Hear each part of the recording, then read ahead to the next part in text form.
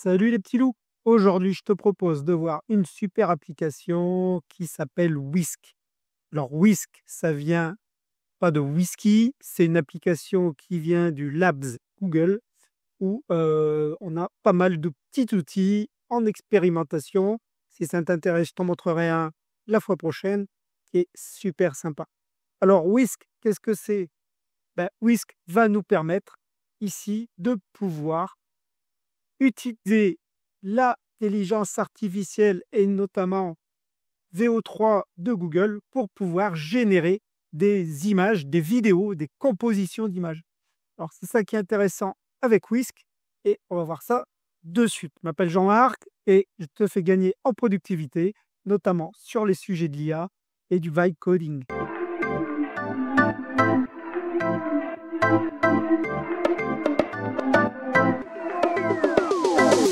Alors, on se retrouve ici sur Whisk.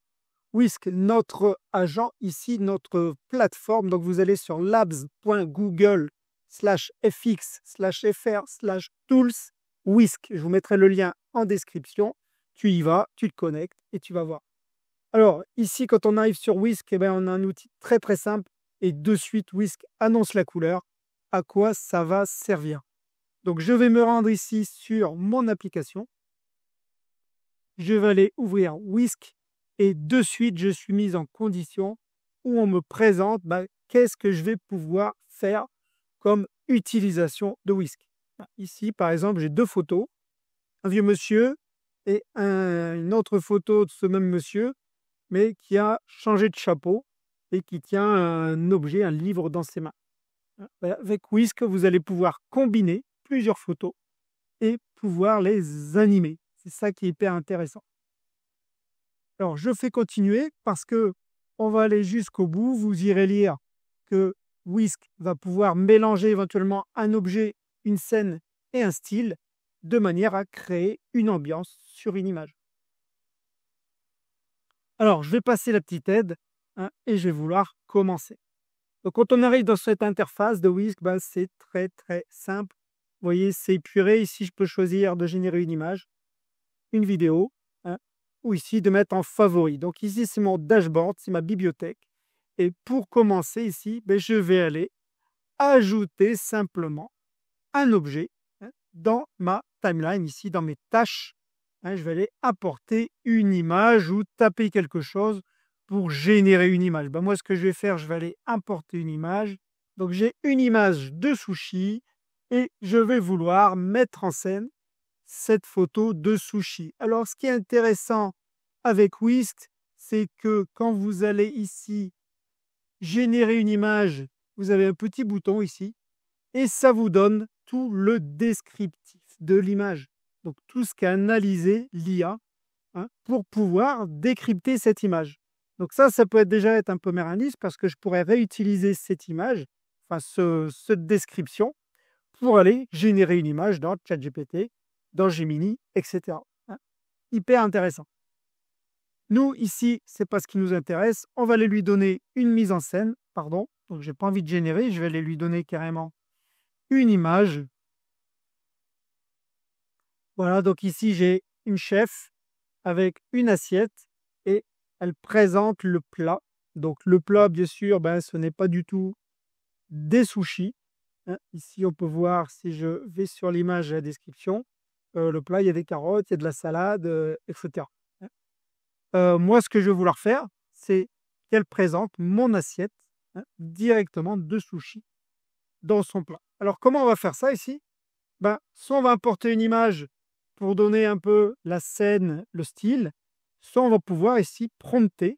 Alors, pour prompter cette image, on va très souvent utiliser l'anglais pour pouvoir prompter convenablement dans nos éléments.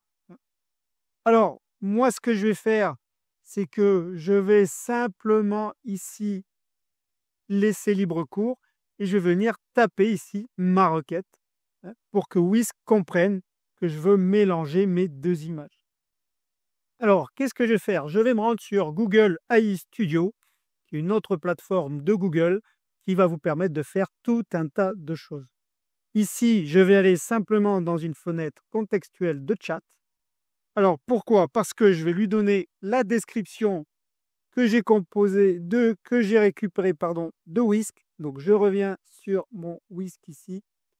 Je vais récupérer ma description et je vais venir la coller ici dans mon AI Studio. Voilà, donc ici maintenant, Gemini est en train de me modifier ici le prompt. Donc, il a bien modifié ici le plat. Ce que je peux vérifier, c'est que normalement, il a bien récupéré la partie sushi. Donc, you can do favorite sushi chef with medium. OK. Et donc, normalement, il a bien récupéré ça. Donc, je vais pouvoir reprendre ce prompt ici.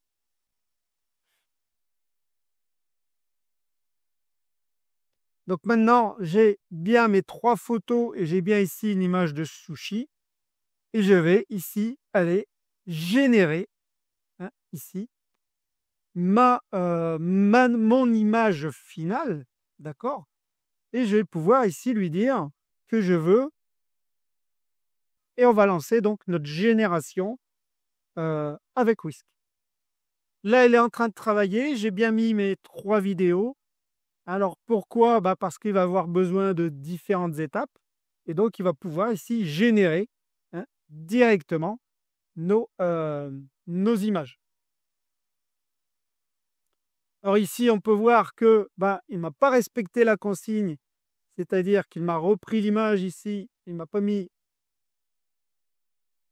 Donc, j'ai modifié with a sushi in a plate. Voilà. Et je vais régénérer mon image parce que il n'a pas respecté la consigne. Alors, il y a dû avoir une erreur dans le prompt. Et du coup, il ne m'a pas fait l'image que je voulais. On peut voir, c'est qu'il a respecté le visage asiatique de l'image 1 dans la scène. Et il a respecté aussi le style de la position de la serveuse.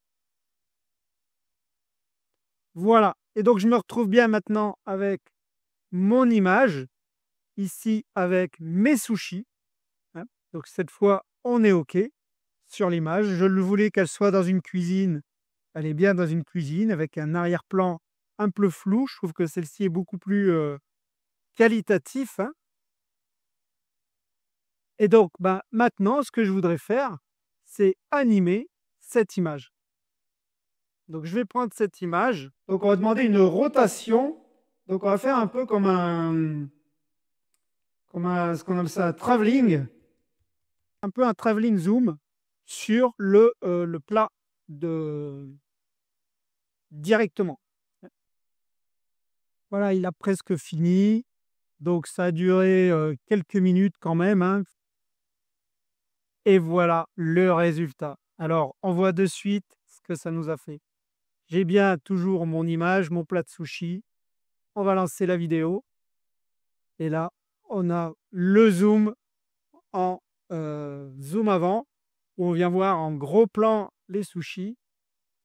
Et c'est le petit son aussi qui va avec, mais bon, ça on peut s'en passer.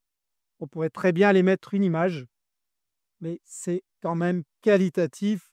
Le flou arrière est vraiment le rendu des sushis est très très qualitatif.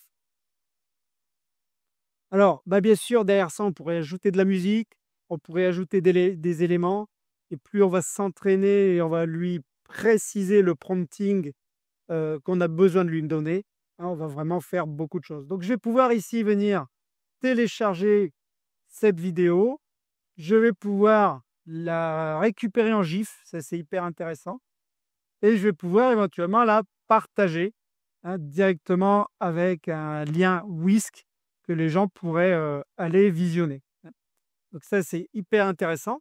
Et puis, je vais pouvoir éventuellement aller ajouter une deuxième génération si je ne suis pas content de la première et avoir tout ça. Donc ces éléments, vous les avez de toute façon dans votre lab. Une fois que c'est généré, vous allez avoir ça dans votre bibliothèque.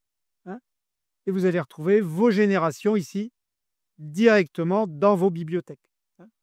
Voilà. Donc vous ne perdez pas vos projets et vous allez pouvoir avoir ici vos projets les images que vous avez générées, donc vous allez pouvoir les récupérer, et éventuellement la vidéo. Ici, sur ce compte, je n'ai généré qu'une seule vidéo de Whisk. Alors, si ça t'a plu, abonne-toi. N'oublie pas de sonner la petite cloche pour les nouvelles vidéos. Je t'ai dit que ça va s'accélérer. Et je te dis à bientôt pour une nouvelle vidéo.